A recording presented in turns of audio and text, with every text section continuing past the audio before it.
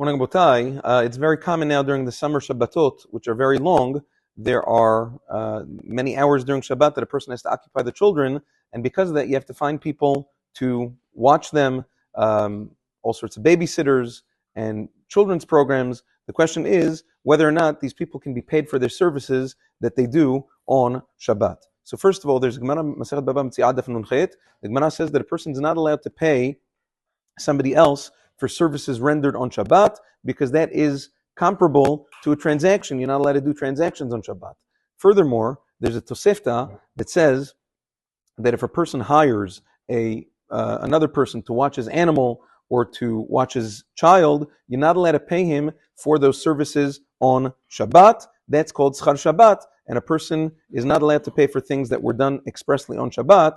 Maran HaShulchan Aruch in Siman Shin Vav Saif Dalit brings that down as halacha. So it would seem right off the bat that you can't pay for babysitting services or any of these children programs that are done on Shabbat.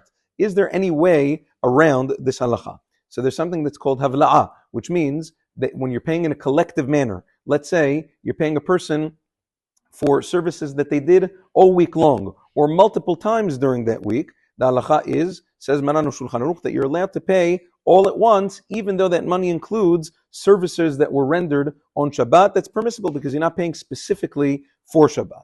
Now, the only issue with that is that many of these babysitting services or children's programs happen only on Shabbat. So what are you going to do about that? So there's a Knesset Gdola also in Shin Vav. He writes that in places of a mitzvah, it is permissible to pay the person who did the service on Shabbat. He brings an example. Let's say a woman goes into labor on Shabbat and she has a midwife. Can you pay the midwife for helping to deliver on Shabbat? He says that's tzorech mitzvah. The Chachamim were never gozer on that, and therefore it's mutar to pay for a mitzvah.